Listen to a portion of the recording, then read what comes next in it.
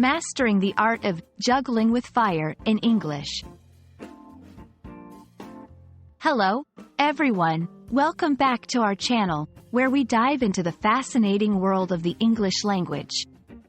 Today, we're going to explore a very intriguing phrase, juggling with fire. This expression is not just about circus acts. It carries a much deeper meaning in everyday English. So, if you're ready to add some spark to your English vocabulary, let's get started.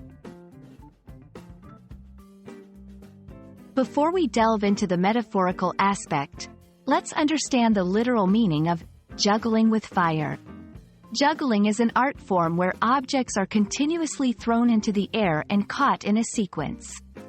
When these objects are flaming torches, the act becomes juggling with fire. It's a skill that requires precision, timing, and a lot of courage, given the obvious dangers involved.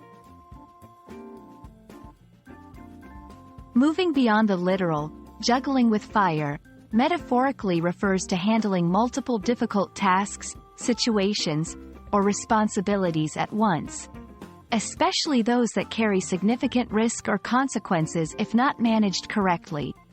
It suggests a scenario where there's little room for error, much like the real act of juggling with fire. To help you understand how to use this phrase, let's look at some examples. In a professional context, ever since the new project started, I feel like I'm juggling with fire trying to meet all these deadlines.